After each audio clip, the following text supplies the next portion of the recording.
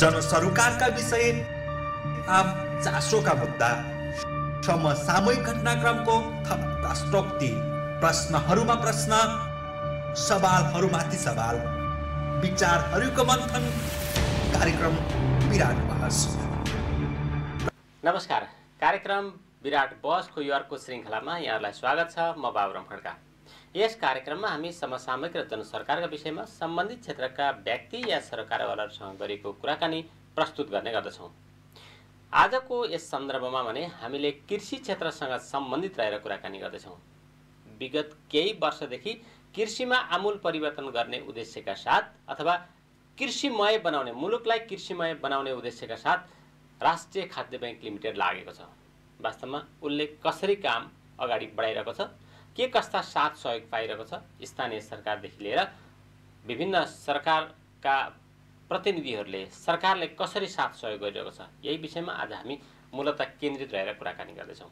यही विषयमा कुराकानी गर्न हाम्रो साथ हुनुहुन्छ राष्ट्रिय खाद्य बैंक लिमिटेडका कार्यकारी अध्यक्ष शङ्करनाथ उप्रेती। आउनुहोस् उहाँलाई कार्यक्रममा स्वागत गरौँ। कार्यक्रममा यहाँलाई स्वागत छ। धन्यवाद, नमस्ते, स्वागतम।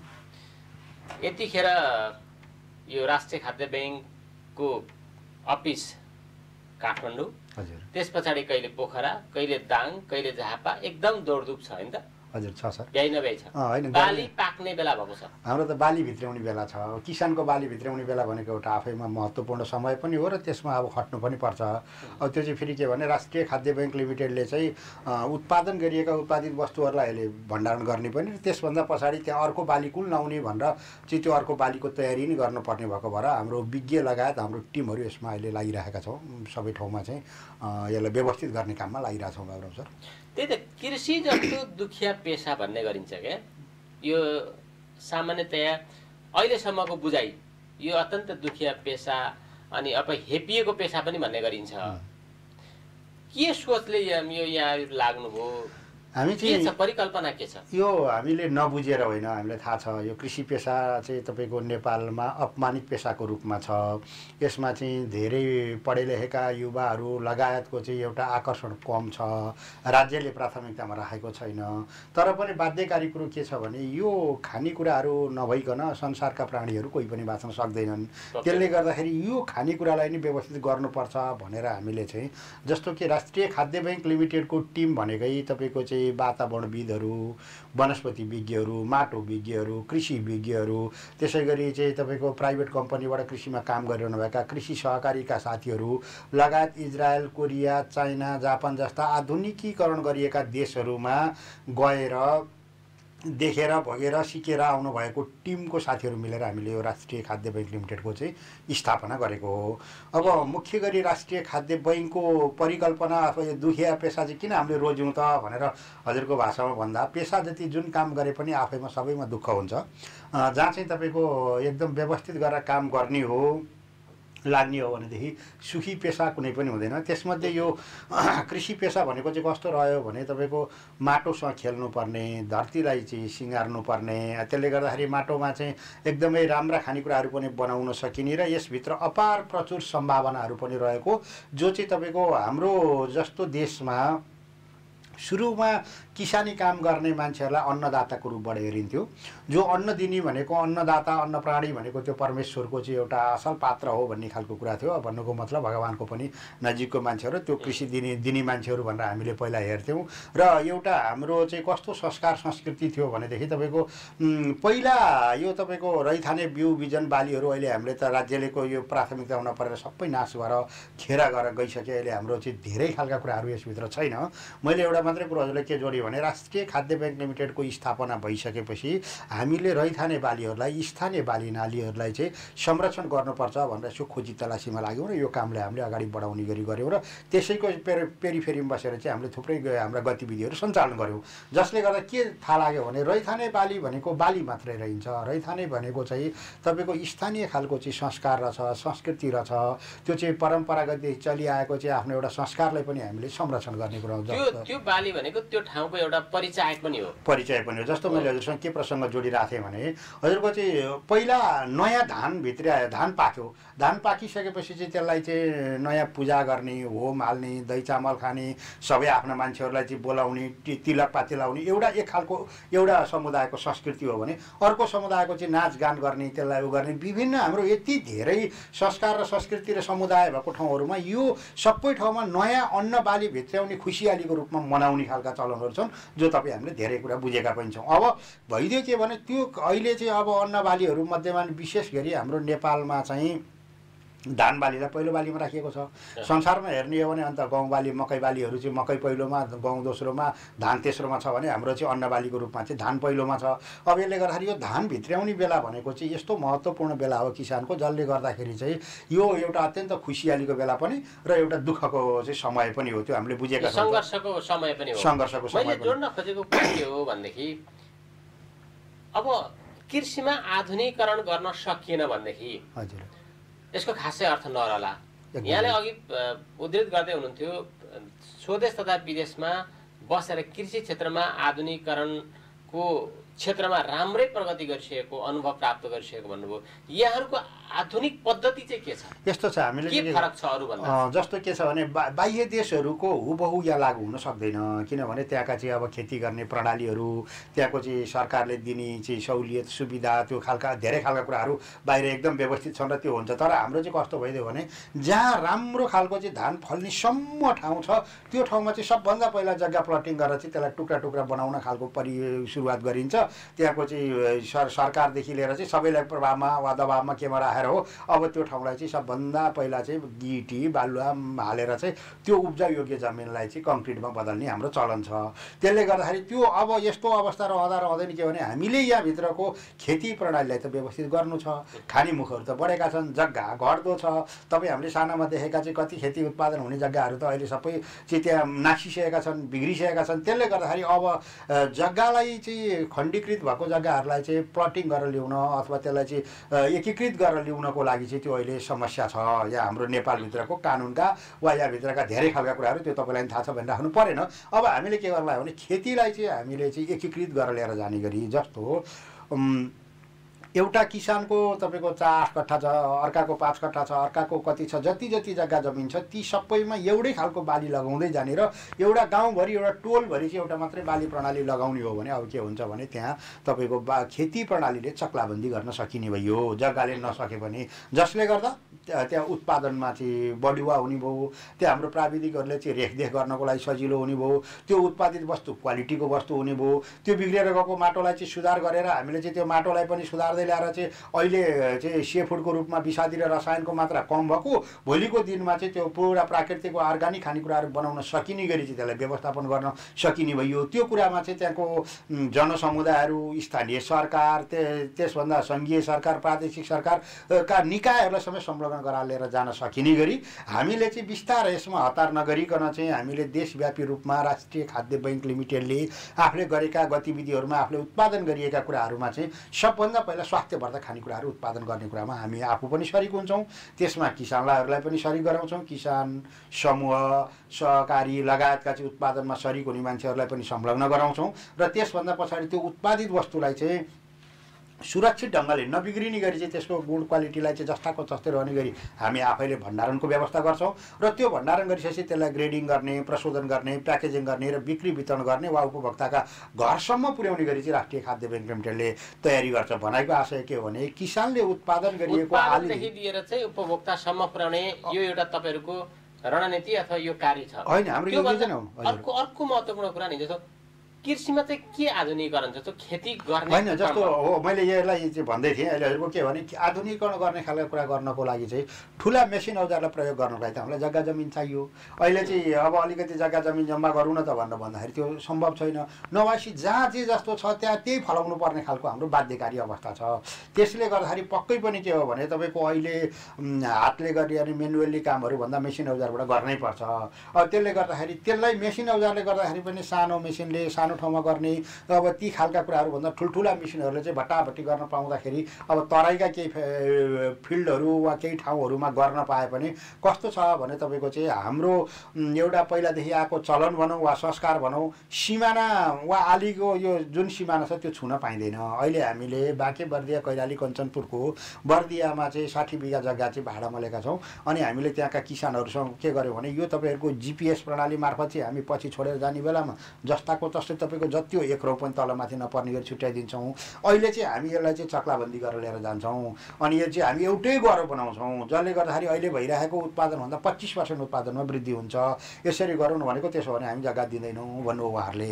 किन त भनेर भन्दाखेरि भने हामी यसरी दिन हाम्रो जग्गा हाम्रो सिमाना छुन पनि पाउनुहुन्न तपाईँहरूले जहाँ जे जस्तो छ त्यसैबाट गर्नुहोस् भनेर भन्नु। अब भइदियो के भने तपाईँको यसो बुझ्यौँ हामीले हेऱ्यौँ हाम्रो संस्कार कस्तो भने साँझ सिमानाको लागि झैझडा गरेर कुटाकुट गरेर मारामारसम्म भएको अवस्थाबाटको चाहिँ मानसिकताबाट हुर्केको 1 इन्चलाई पनि हामी एकदमै ठुलै सङ्घर्ष गर्छौँ। ठुलै सङ्घर्ष होइन कुटाकुट गर्दा चाहिँ कतिपय ठाउँमा आइदिएर मान्छे मरेका पनि छौँ भने हो यस्तो अवस्था भएपछि अब के गर्यो भने त्यतापट्टि लाग्यो भने यो सफल हुँदैन भनेर हामीले खेती प्रणालीबाट लाग्यौँ जसले गर्दाखेरि तपाईँको यदि त्यसलाई चाहिँ चक्लाबन्दी गर्न सक्नु भएन त्यहाँ चक्लाबन्दी गर्नै दिनुहुन्न। त्यो हामीले मात्र होइन सरकारले पनि सकेको छैन सक्दा पनि सक्दैन अहिलेको यो परिस्थिति अनुसार किनभने त्यसको लागि चाहिँ अब आफ्नो ढङ्गले एउटा चाहिँ नियम कानुन नीति बनाएर राज्यले लाग्ने नसक्ने कुरा छैन। तर अहिले विद्यमान परिस्थितिमा जे छ त्यसैमा गर्ने भने त्यो सम्भव छैन। किन छैन भनेदेखि तपाईँको अब कोही पनि मान्छेहरू चक्लाबन्दी खेती गर्नको लागि पछि मेरो जग्गा हराउँछ कि अथवा अहिले जति मैले कमाइरहेको छु त्यो त्यसमा चाहिँ तलमाथि हुन्छ कि भन्ने आशंका उहाँहरूको हो। होइन आशंका पनि हो। अनि त्यहाँबाट उहाँहरूलाई पक्कै पनि के भने अहिले जसरी हामीले एउटै गरौँ अथवा एकै ठाउँमा चक्लाबन्दी गर्ने बित्तिकै त मेरो जग्गाको त मेरो स्वामित्व जानी भयो। त्यसले गर्दाखेरि मेरो 4 कट्ठा जग्गा वा 1 बिघा जग्गा वा एउटा मेरो चाहिँ वा बिचमा कहाँ पर्छ त्यो मैले छुट्याउन सक्दिनँ। त्यसले गर्दाखेरि म बर्बाद हुन्छु भनेर उहाँहरू बरु त्यसो भने छुनै नछौँ भन्ने खालको मानसिकतामा हुनुहुन्छ। वा अब त्यसलाई चाहिँ व्यवस्थित ढङ्गले राज्य प्रणालीले चाहिँ अरू नियम कानुन ऐन ल्याएर चाहिँ त्यसलाई व्यवस्थित गर्यो भने सम्भव होला। एउटा चक्लाबन्दीलाई अलिकति समस्या देखियो। अर्को चाहिँ जस्तो अब मैले जोडेको थिएँ होइन अब मैले जोडेको थिएँ त्यो चक्लाबन्दी हुने बित्तिकै ठुला मेसिन औजारबाट गर्ने बित्तिकै अहिलेको हाम्रो प्रोडक्सन कस्ट एकदम कम पर्थ्यो किनभने मान्छेले गर्ने कामभन्दा मेसिनले गर्ने पक्कै हुन्छ सस्तो पर्छ उत्पादन बढी हुन्छ। अब धान रोप्न मेसिनले काट्न मेसिनले त्यसलाई चाहिँ सबै खालका मेसिन औजारले गर्ने हो र अब मान्छेले गर्ने कति फरक हुन्छ भनिराख्नु परेन। त्यो हामीले गर्ने नै हो त्यसमा हामी लागेकै छौँ त्यसमा चाहिँ हामीले देखेका पनि छौँ अब गर्ने भनेर तयारी गरेका छौँ। अब अवस्था के रहिदियो भने त्यो खालका हामी आफू मेसिन औजार बनाउन सक्ने होइन। मेसिन औजार अर्काले चाहिँ त्यो ठुलो ठाउँको लागि भनेर बनाएको हुन्छ।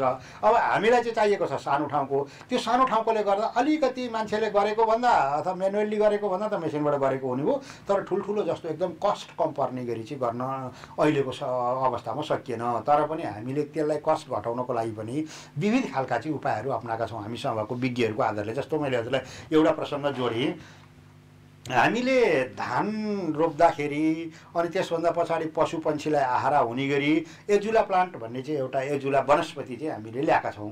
त्यो एजुला प्लान्ट भनेको चाहिँ के हो भनेदेखि त्यो चाहिँ तपाईँको पानी भएको ठाउँमा हुन्छ। त्यो चाहिँ लेउ प्रजातिको हो उन्यु प्रजातिको हो। त्यसले चाहिँ त्यहाँ पानीमा छर्देपछि त्यो ढपक्क सबै पोखरीभरि अथवा कुवाभरि हाम्रो कुन ठाउँ हो त्यसभरि रहन्छ। अनि धान रोपेको 8-9 दिन पछाडि पानी लाग्ने ठाउँमा चाहिँ त्यो पानी पहिला धानमा लगाउँछौँ अनि त्यो एजुला प्लान्ट छर्दिन्छौँ अनि त्यसभन्दा पछाडि पानी फेरि ढपक्क लाउँछौँ। त्यो लाउँदाखेरि 15 दिन 16 दिन जतिमा त्यो धान खेतभरि हरियो भएर त्यो लेवै जस्तो भएर चाहिँ सबै धानदेखि लिएर जमिनसम्म त्यसले ढाक्छ धान खेतभित्र। अब त्यसो हुने बित्तिकै के रहने भयो भनेदेखि त्यो माटोलाई चाहिँ अब त्यसले फुकाउँछ भनेको नाइट्रोजन त्यसले चाहिँ प्राकृतिक रूपबाट लिन्छ र अहिले हामीले हालिराख्ने पर्ने युरिया मलहरूको त्यसमा चाहिँ जति नै आवश्यकता परेन भनेको एकदम थोरै भए पनि हुने भयो हो। यसले गर्दा के भन्यो भने अब त्यो युरिया मल किन्ने खालका कुराहरूदेखि लिएर ती खालका कुराहरूलाई चाहिँ त्यसरी गर्न सकिने भयो। त्यो चाहिँ एउटा इकोसिस्टमलाई पनि बचाउने भयो वातावरणलाई संरक्षण गर्ने भयो र अनि त्यो प्राकृतिक रूपबाट पनि रहेर माटोलाई पनि त्यसले चाहिँ बचाउने गरेर त्यो खालको एउटा हामीले प्रविधि भित्राएका छौँ। यो प्रविधि नेपालमा यो अहिले आएको छ नेपालमा यो पहिलो पटक चाहिँ हामीले बर्दियाबाट सुरुवात गरेका छौँ। अब यो राष्ट्रिय खाद्य ब्याङ्कले नै सुरुवात राष्ट्रिय खाद्य ब्याङ्कले चाहिँ औपचारिक रूपबाट सुरुवात गरेको छ।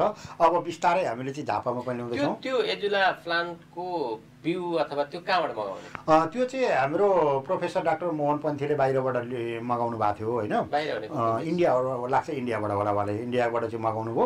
अनि त्यहाँबाट चाहिँ त्यो हामीले झापामा गऱ्यौँ। अहिले झापामा चाहिँ हामीले हाँसलाई त्यो खुवाइरहेछौँ, कुखुरालाई त्यो खुवाइरहेका छौँ।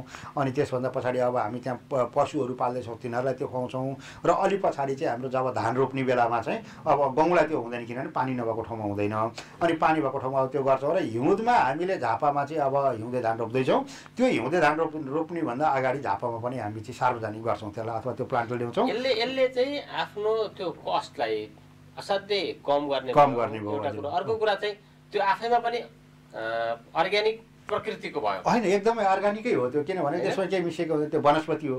त्यो वनस्पति जस्तो हामीले उत्पादन गर्दै गरेको धान अथवा अन्य गहुँ चाहिँ हिजोसम्म हामीले युरिया छरेर चाहिँ युरियामय बनाएर चाहिँ हामी तयार पार्थ्यौँ। अब चाहिँ त्यो पनि कम हुने भयो, त्यो परेन। यसले गर्दा चाहिँ ठुलो धनराशि मल, खाद्य मलका लागि दिनुपर्ने ठुलो धनराशि त्यो पनि बचाउनु। यो त राज्यले यस्ता खालका कुराहरू गरेर किसानहरूको पहुँचमा पुर्याउने गरी गर्नु पर्थ्यो। सरकारले कृषि प्रधान मुलुक भनेर चाहिँ एकदम विगत लामो समयदेखि हाम्रा दाइहरूले बुवाहरूले पनि त्यही पढ्ने, अब भोलि हाम्रो छोराछोरीहरूले पनि त्यही पढ्ने नेपाल कृषि प्रधान मुलुक भन्ने, तर प्रधानता चाहिँ नदिने। यो दुःख लाग्दो। यहाँ तपाईँहरूले जस्तो राष्ट्रिय खाद्य ब्याङ्कले असाध्यै महत्त्वपूर्ण काम सुरुवात गरेको छ। एजुला प्लान्ट चाहिँ अब भोलि यहाँहरूको मात्रै होइन, छिमेकीहरूलाई पनि त्यो खालको होइन, हामीले सबै किसानहरूलाई पनि दिन्छौँ। त्यसले गर्दाखेरि जो किसानहरू चाहिँ राष्ट्रिय खाद्य ब्याङ्कसँग आबद्ध हुनुहुन्छ उहाँहरूलाई पनि त्यो हामीले पुर्याउने गरी बनाउँछौँ। फेरि यो कुनै गाह्रो कुरो छैन, कुनै वैज्ञानिक पद्धति होइन। यो भनेको एकदम सजिलो, जो मान्छे चाहिँ लेमेनले पनि गर्न सकिन्छ। जस्तो एकवटा पोको चाहिँ लिएर गएर चाहिँ त्यहाँ सानो पोखरीमा चाहिँ त्यसलाई छरेर अनि राख्दै गर्ने, 15 दिन पछाडि त्यो तयार हुन्छ। त्यो एउटा पोखरीबाट चाहिँ अलिक धेरै चाहिने भने अर्को सानो पोखरीबाट फेरि माछा पोखरी जस्ता ठुला पोखरी मैले कुरा गरेको छुइनँ, 5x5 को चाहिँ एउटा सानो ट्याङ्की जस्तो अथवा जे बनाउँछ बाटोमा गरे पनि हुन्छ, कुनै गाह्रो छैन। पानी भएको ठाउँ भयो भनेदेखि त्यसरी त्यसलाई बढुवा गराउँदै लिएर जान सक्ने गरी छ। यसलाई चाहिँ तपाईँको प्राविधिकको आवश्यकता पर्दैन, हामी किसानहरूले गर्न सकिन्छ। दोस्रो कुरो, त्यहाँ गएर चाहिँ राष्ट्रिय खाद्य ब्याङ्कको चाहिँ पाइलट प्रोजेक्टमा गएर हेर्दाखेरि हुन्छ यस्तो छ है भनेर देखिनको लागि। अब हामीले चाहिँ झापामा अघि नै मैले भने जति बेला हामीले अब हिउँदे धान रोप्दाखेरि झापामा हामी त्यसलाई सार्वजनिक गर्ने गरी तयारी गर्छौँ। हजुरहरूलाई पनि दुःख दिन्छौँ, ल आउनुहोस् यसरी हेर्नुहोस् यस्तो छ भनेर त्यहाँको किसानहरूलाई पनि गर्छौँ। र कर्मैसँग अब सबैलाई हामी बढाउँदै लिएर जान्छौँ। त्यसले गर्दाखेरि राष्ट्रिय खाद्य ब्याङ्क लिमिटेडले लिएको परिकल्पनामध्ये वातावरणको संरक्षण गर्दै इकोसिस्टमलाई बचाउँदै एउटा अर्ग्यानिक खाद्य वस्तुहरू उत्पादन गर्ने जुन रणनीति छ, जुन हाम्रो योजना छ, त्यसमा हामीले चाहिँ अल्पकालीन, मध्यकालीन, दीर्घकालीन योजना सार्वजनिक गरेरै चाहिँ अब राष्ट्रिय खाद्य ब्याङ्क लिमिटेडको उपस्थिति भइसकेपछि चाहिँ यो देशमा कुल ग्राहस्थ उत्पादनमा पनि जिडिपीमा योगदान पुग्ने गरी अनि रोजगारी सृजना हुने गरी र जसले गर्दा चाहिँ अर्ग्यानिक खानेकुराहरू बनाउन सकिने गरी र एग्री टुरिज्मलाई चाहिँ हामीले व्यवस्थित गर्न सक्ने गरी र तपाईँको पोषणयुक्त खानेकुराहरू, पोषिलो आहारको लागि दिगो कृषि उत्पादन हाम्रो मूल अभियान भन्ने नाराका साथ राष्ट्रिय खाद्य ब्याङ्क लिमिटेड जसरी अगाडि बढेको छ पोषणयुक्त खानेकुराहरू बनाउने लागेका छौँ। यसो गरिरहँदाखेरि हाम्रा विज्ञहरूले चाहिँ केही अब हाम्रो ठाउँअनुसार, अघि नै मैले चाहिँ मेसिन औजारसँग जोड्ने कुरामा हजुरसँग गइरहँदाखेरि हामीले मेसिन औजारका मात्रै कुरा होइन कि कम लागतमा हाम्रो ठाउँअनुसार धेरै चाहिँ कस्ट कम पर्ने छ भने त्यो पनि उत्पादनमा चाहिँ सपोर्ट गर्ने कुरा भएको भएर हामीले त्यो कुरा हेर्नुहुन्छ। यही विषयमा यी हाम्रो झापाको गौरादह नगरपालिकाको उसमा चाहिँ काम गरेकोमा त्यहाँ हामीले चाहिँ के गऱ्यौँ भनेदेखि 50 बिघा जग्गा हामीले भाडामा लिएर किसानहरूको जग्गा भाडामा लिएर काम गरेका छौँ। त्यसमध्ये 3 बिघा जति जग्गा घेर्यौँ। अनि राइस डक फार्मिङको रूपबाट चाहिँ चाइनाबाट सुरु भएर जापानमा गएर सफल प्रविधिको रूपमा चाहिँ विकास भएको चाहिँ राइस डक फार्मिङको काम हामीले त्यहाँ गऱ्यौँ। प्रोफेसर डाक्टर चन्द्र पोखरेलको नेतृत्वमा चाहिँ हामीले त्यो कामलाई अगाडि बढाएका थियौँ। जसले गर्दा के भइदियो भने धान रोपेको 20-22 दिन पछाडि 20-22 दिनकै हाँसका चल्लाहरू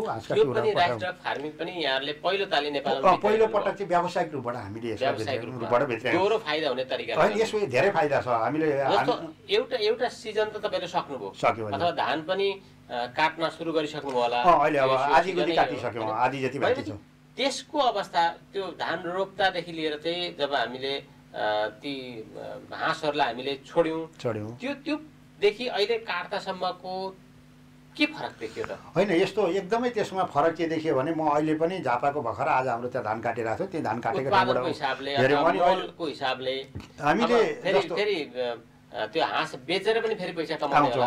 अब कस्तो रह्यो भने तपाईँको 20-22 दिन धान रोपेको ठाउँमा हाँसका चल्लाहरू पठाइदिउँ। अब त्यो हाँसको चाहिँ दिनभरि त्यहाँ चर्छ, बेलुका खोरमा ल्याएर राख्ने भयो।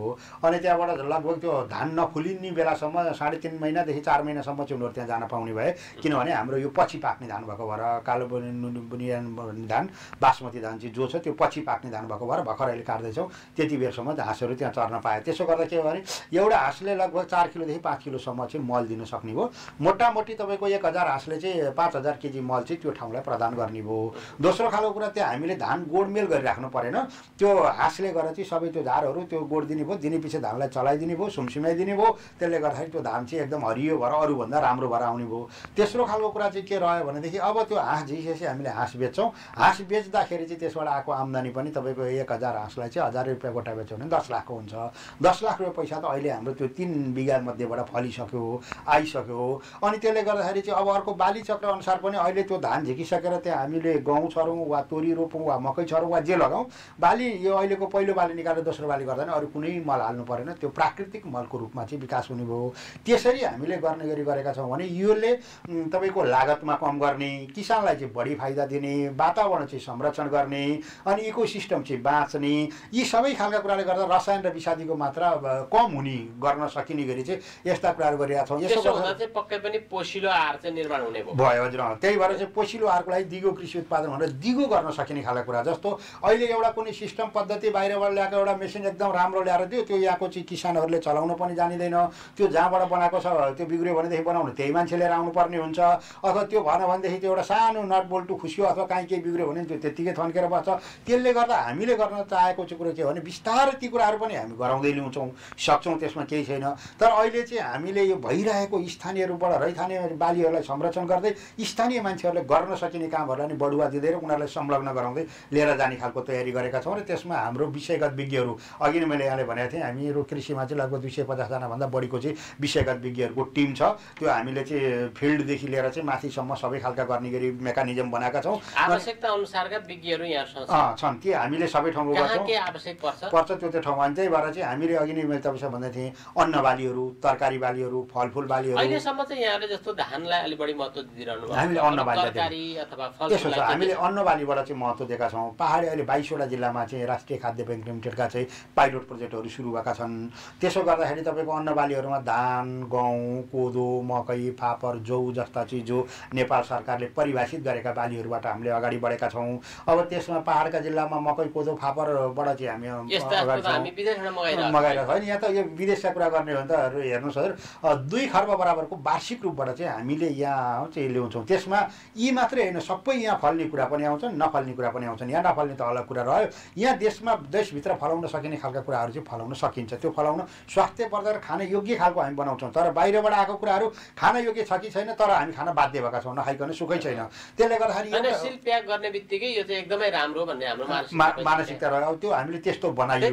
जस्तो फापर पर्याप्त मात्रामा, कोदो पर्याप्त मात्रामा हामी उत्पादन गर्न सक्छौँ, तर हामीलाई त्यो चाहिँ फेरि बाहिरबाट मगाउनु पर्छ। उताबाट आएका राम्रोसँग लेबल राखेका, यसो नाम लेखेका हुने बित्तिकै चाहिँ ओहो यो चाहिँ साह्रै स्तरीय छ, त्यो खाँदाखेरि आफूलाई चाहिँ अलिक बढी माथिल्लो तहको हो कि भन्ने पनि भान। 2-4वटा चाहिँ हाम्रो यो मानसिकताले पनि कस्तो काम गर्दो रहेछ भने हजुरको पहिला एक जमाना तपाईँको कोदो खाने मान्छेहरू भनेको त्यो पाखे, असभ्य, नपढेका, यस्ता खालका गरिब, यस्ताले खाने हो भन्ने खालको कुरा थियो।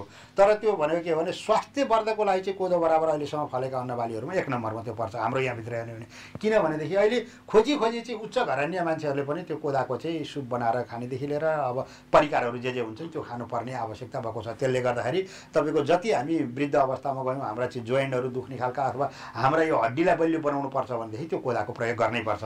त्यति मात्र नै यो ग्यास्ट्रिक, ज्ञानगोला यस्ता यी जे भनिन्छन् त्यो हटाउनु पर्छ भने कोदाको प्रयोग गर्नैपर्छ।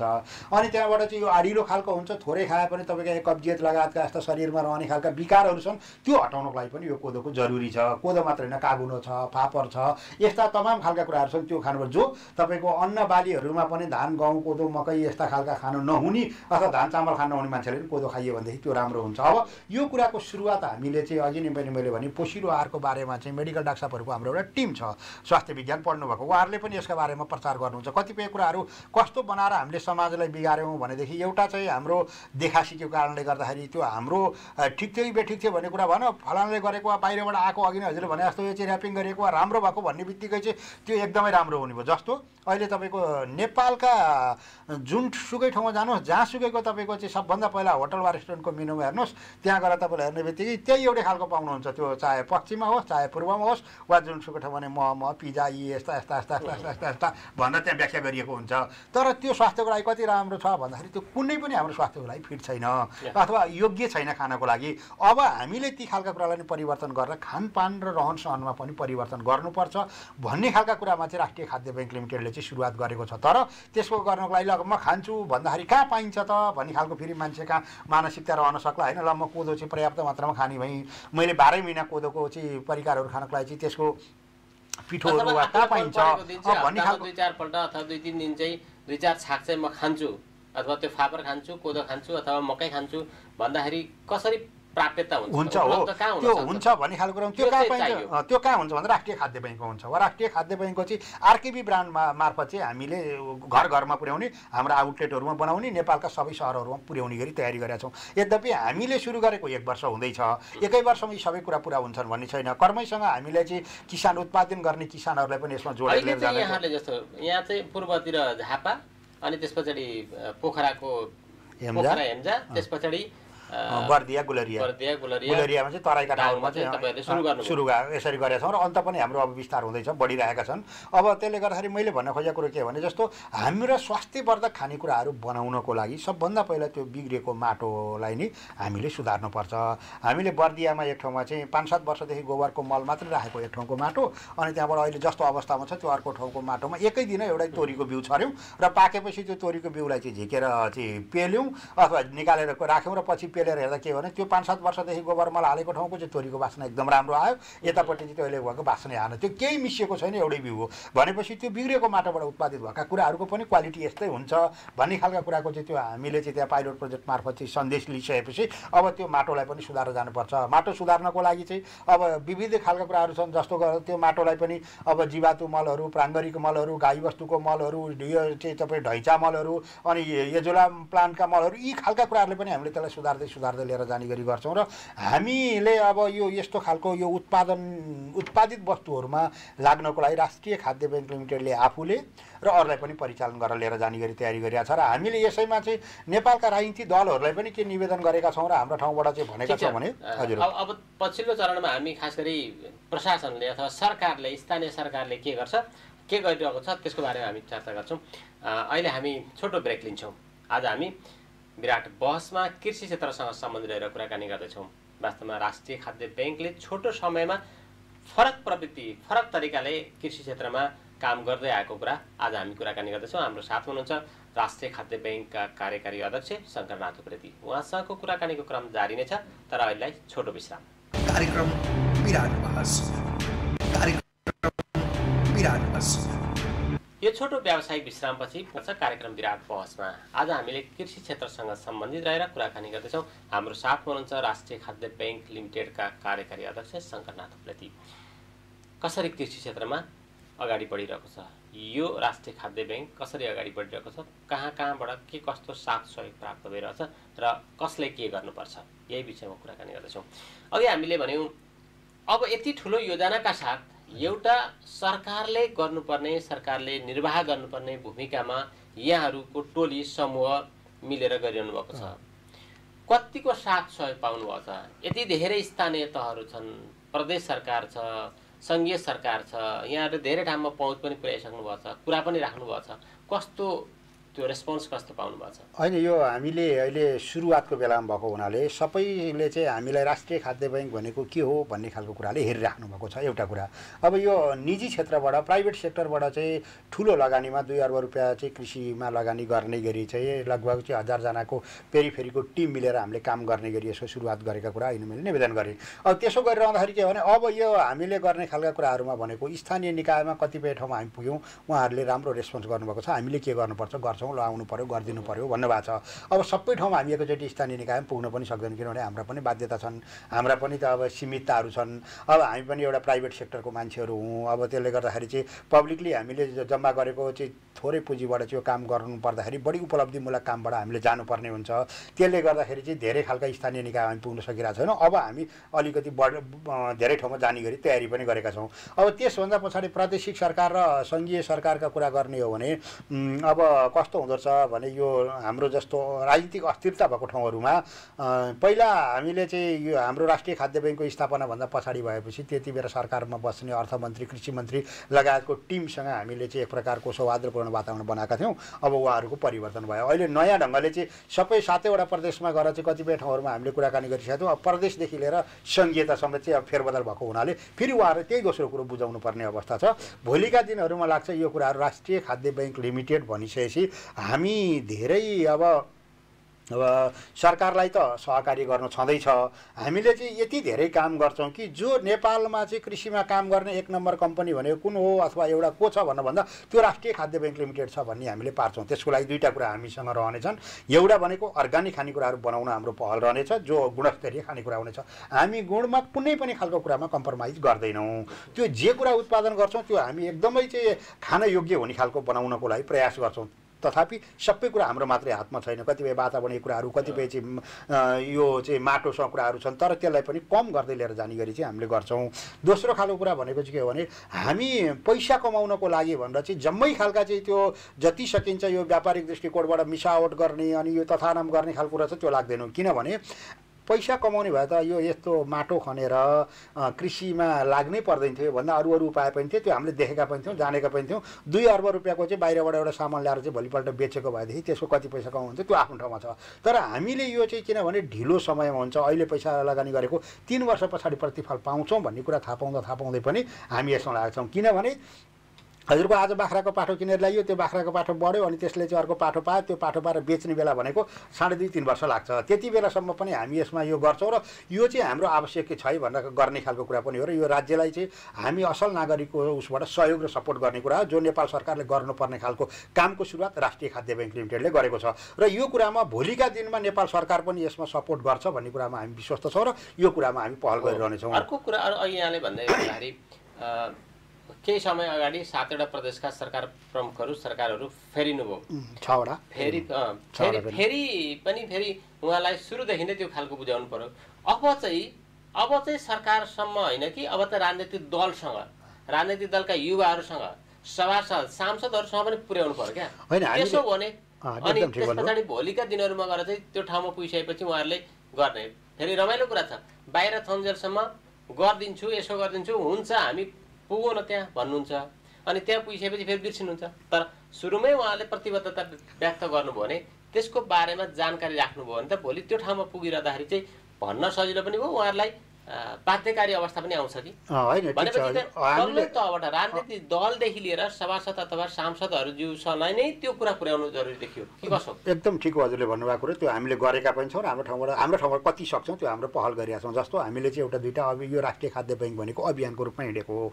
त्यसले सबभन्दा पहिला हामीले के गर्यौँ भनेदेखि अब यो कृषिमा जसरी अनुदान बाँडिन्छ यो अनुदान बाँडाइको यो सिस्टम बेठिक छ। यसले उत्पादनमा काम गर्दैन, यसले चाहिँ उत्पादनमा सपोर्ट गर्दैन। यो चाहिँ विवादित भयो र चाहिँ त्यो दलका कार्यकर्ताहरू वा सरकारको आसपासमा रहने खालका मान्छेहरू जो पहुँचवालाहरू छन् उनीहरूले मात्रै चाहिँ फाइदा लिने भयो, किसानहरूले पाउनु भएन। त्यसले गर्दाखेरि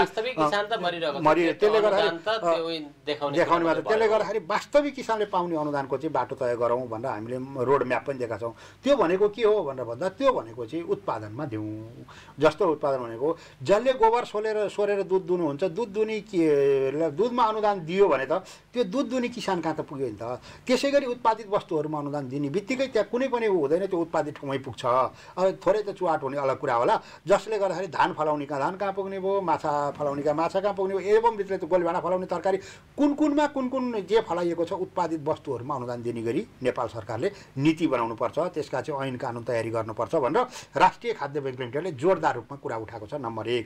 नम्बर 2 भनेको चाहिँ अब हिजो राजनीतिक दलहरूले धेरै खालका राजनीतिक परिवर्तनका कुराहरू, आर्थिक परिवर्तनका कुराहरू, के धेरै कुराहरू भए, राम्रा चिप्ला मिठा भाषणहरू भए, मान्छेहरूलाई चाहिँ पटकौँ पटक चाहिँ ढाँट्ने छल्ने कुरा गर्ने र एकदम मेनिफेस्टोमा पनि धेरै कुरा भयो। अब त्यसरी यी चिप्ला कुरा गरेर नेपाली किसानहरू र नेपाली जनताहरूले पत्याउनु हुन्न।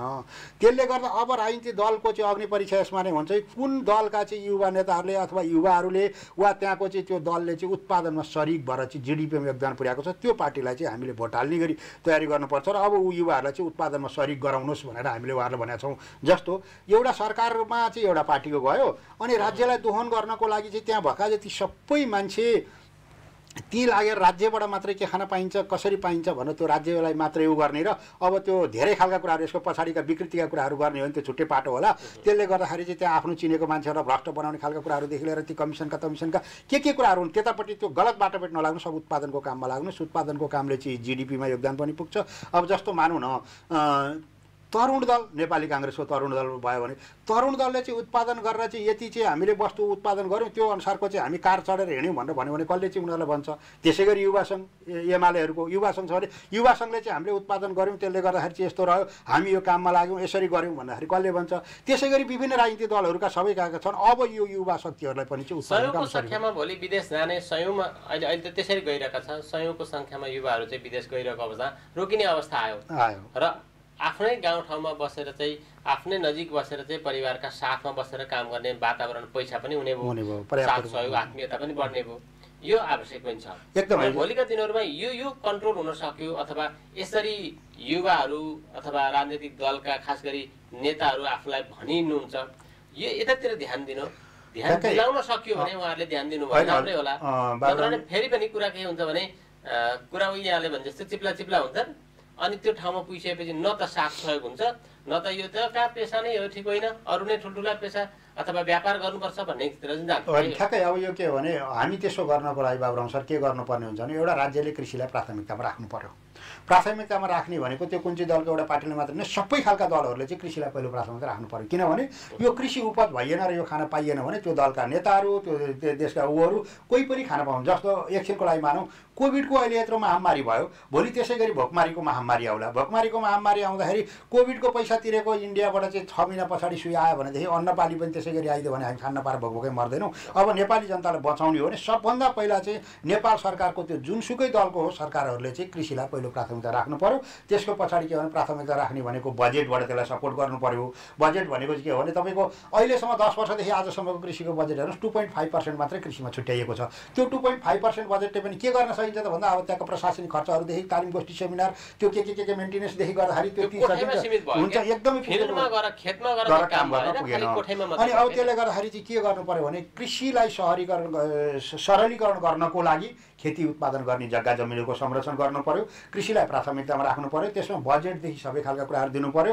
अनि कृषि औजारहरू उपकरणहरू चाहिँ त्यो अनुदानको रूपमा सरकारले चाहिँ दिने गरी वातावरण बनाउनु पर्यो।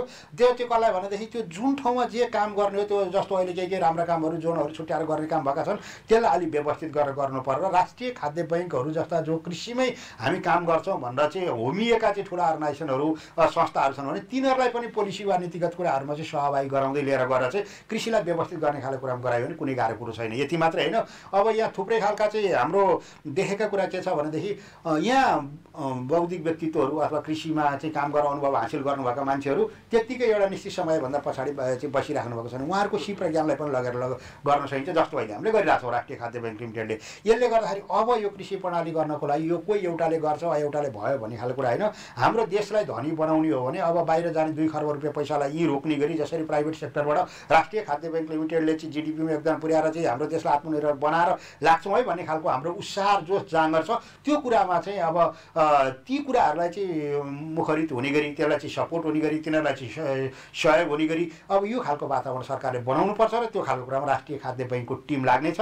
त्यसमा दलका कुरा सबै नेताहरूसँग, दलका चाहिँ युवाहरूसँग हामी सबैसँग लबिङको काम पनि गर्नेछौँ र बाहिर जाने मेन पावरलाई यहीँ राखेर चाहिँ उत्पादनको काममा सरिक गराउनेछौँ र त्यो उत्पादन गरिएको वस्तुहरू नै हाम्रो देशको लागि चाहिँ आवश्यक छ र त्यो कुराहरू उत्पादनमा उहाँहरूसहित जोडाएर हामी जाने गरी एउटा अभियानको रूपमा राष्ट्रिय खाद्य बैङ्क लिमिटेड अहिले बाँझा जग्गाहरू जहाँ जहाँ छन् अथवा चाहिँ अहिले उत्पादित जग्गा उत्पादन हुने जग्गाहरूमध्ये पनि 50-51% जग्गाहरू बाँझो भएको नेपाल सरकारको तथ्याङ्क छ।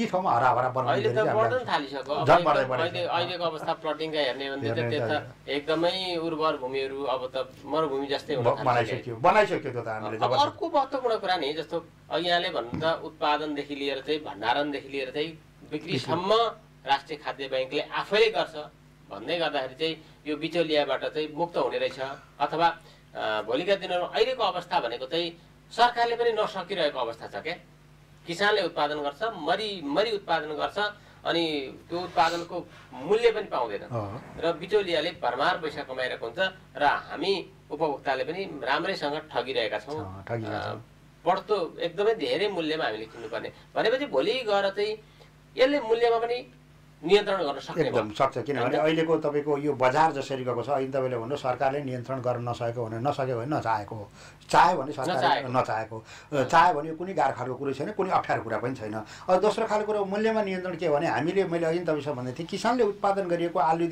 आलुमा उत्पादन गरिएको कुरो उपभोक्ताको थालीसम्म पुर्याउने खालको कुरो चाहिँ राष्ट्रिय खाद्य बैंक लिमिटेडले आफैले गर्छ त्यसमा दुईटा कुरा एउटा क्वालिटीको कुरा एउटा थालीसम्म पुर्याउने भयो राष्ट्रिय खाद्य बैंकले आलीमा राखिएको उत्पादन भएको कुरो उपभोक्ताको थालीमा जाने बेलासम्मको अवस्थामा एउटा किसानी पेसालाई मर्यादित पेसा बनाएर किसानले पनि आफ्नो वस्तुको मूल्य तोक्न सक्ने गरी किसानले पनि आम्दानी गर्न सक्ने हुनुभयो दोस्रो खालको भनेको उपभोक्ता पनि सुपथ मूल्यमा स्वास्थ्यवर्धक खानेकुराहरू खान सक्नुहुने भयो अब तपाईँ हामीले थाहा भएको कुरा एउटा उदाहरण मात्र एउटा तपाईँलाई जोडेँ तपाईँको सर्लाहीमा चाहिँ 3 रुपियाँ 4 रुपियाँ किलोमा गोली भाँडा जान्छ काठमाडौँको मान्छेहरू 70 रुपियाँतिर खानुहुन्छ पैसा कहाँ जान्छ बिचको भन्ने खालको कुरा त्यो बिचौलिया कहाँ जान्छ अब त्यसले गर्दाखेरि हो यस्ता खालका कुराले गर्दाखेरि चाहिँ अब त्यसको क्वालिटी के छ पनि थाहा छैन त्यो बिचमा कसले आयो त्यत्रो उपभोक्ताहरूले तिरिराख्नु परेको छ भने हामीले बनाउन खोजेको कुरा भने के हो भने त्यो अब हामीले यो कुरा बुझेका छौँ प्रश्न थाहा भए हो किनभने म आफै 16-17 वर्ष अगाडिदेखि चाहिँ कृषिमा लागेको छु हाम्रा टिमहरू विज्ञहरूको टिमले सबै कुरा बुझेका छौँ र हामीले बनाएको डिजाइन पनि के हो भने जब त्यो उत्पादन गरिएको वस्तुलाई चाहिँ उपभोक्ताका सिधै लिएर जान सकिएन भने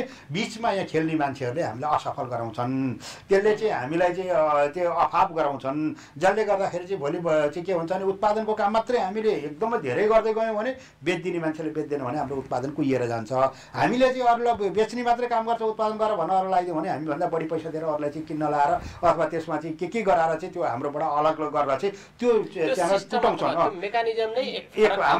अनि हामीले के भने यो अहिले गरिरहेको यो चाहिँ मेकानिजम नै गलत छ है भनेर हामीले नयाँ ढङ्गको मेकानिजमको सुरुवात गरेर गएको भएर त हामीले राष्ट्रिय खाद्य बैंक लिमिटेड नेपालको लागि कृषि क्रान्तिको सुरुवात हो यो बेलादेखि चाहिँ भनेको छौँ किन कृषि क्रान्ति भने यो मैले राजनीतिक क्रान्तिको कुरा गरेँ नि कृषिको चाहिँ नयाँ आयाम हो नयाँ चाहिँ तौर तरिका हो नयाँ चाहिँ ढङ्ग अहिले गरिरहेको कुराहरू चाहिँ एउटाले उत्पादन गर्छ अर्काले बेच्छ गर्दै त्यो 5 ठाउँ 6 ठाउँ बेचिँदै जाने खालको जुन प्रवृत्ति छ त्यसलाई टोटल्ली गरेर चाहिँ उपभोक्ताको थालीमा चाहिँ उत्पादन गरिएको आलीको वस्तु आइपुग्ने सिधै च्यानल बनाउने बित्तिकै यी सबै खालका कुराहरू हुन्छन् र जो ती मान्छेहरू बिचमा चाहिँ थोरै पैसा लगानी गरेर एकदम धेरै प्रफिट खाइरहनु भएको छ उहाँहरू पनि अब उत्पादनमा सरिक हुनु भएको विकल्प रहँदैन जब राष्ट्रिय खाद्य बैंकको चाहिँ अवस्था एकदम बढ्दै जान्छ बिचौलियाहरूको अवस्था साँगुरिँदै जान्छ जब चाहिँ हामीले चाहिँ यसलाई चाहिँ जति ठुलो दायरामा लिएर जान सक्यौँ उति चाहिँ धेरै किसानहरूले उपभोक्ताहरूले सबैले चाहिँ प्रफिट लिनुहुन्छ फाइदा लिनुहुन्छ त्यसले गर्दाखेरि यो सबैले जित्ने प्रोजेक्टको रूपमा डिजाइन गरिएको राष्ट्रिय खाद्य बैंक लिमिटेडको यो चाहिँ किनभने किसानलाई पनि फाइदा हुने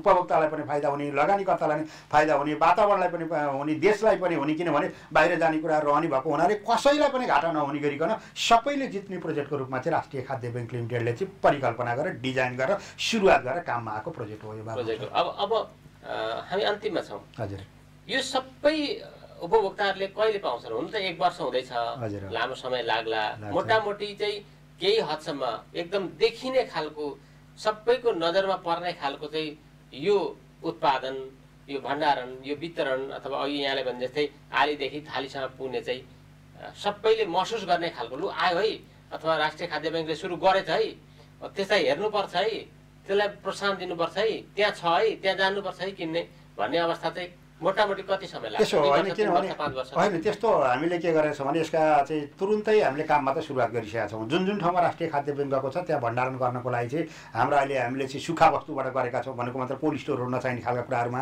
अब त्यसलाई चाहिँ हामीले सुरुवात गरिसकेका छौँ तपाईँले यहीँ तपाईँकै प्रदेशमा गएर झापाको गौरादमा हेर्नु भने त्यहाँ राख्ने ठाउँहरूदेखि लिएर सबै हाम्रा चाहिँ गोदामहरू तयार हुँदैछन् बनिरहेका छन् भने अब उत्पादनका कुराहरूमा पनि धानहरू आएका छन् अब त्यसलाई मेल राखेर चाहिँ अब कुटेर चाहिँ हाम्रो आरकेबी ब्रान्ड भनेर चाहिँ हाम्रो ब्रान्ड तयार भएको छ त्यसबाट हामीले प्याकेज प्याकेजिङ गर्छौँ। त्यसै गरी बर्दियाबाट पनि छ। भन्न खोजेको के भने हामीले सुरुवात गरिसकेका छौँ, सुरुवात गरेका छौँ। धेर थोर बजारमा आउँछ। अब सबैलाई पुग्ने गरी कहिले आउँछ भन्दा चाहिँ त्यो हामीसँग जति चाहिँ दायरामा काम गर्न सक्ने भयो त्यति बेला आउने भयो। त्यो दायरामा काम गर्नको लागि भने जस्तो सबै साथीहरूले सहयोग गरिदिनुहुन्छ भन्ने हामीलाई लाग्छ। जस्तो मिडियाबाट चाहिँ तपाईँहरूले सहयोग गरिरहनु भएको छ, त्यसै गरी नेपाल सरकारका ठाउँबाट चाहिँ उहाँहरूले गरिदिनुहुन्छ, स्थानीय सरकारबाट उहाँहरूले गरिदिनुहुन्छ।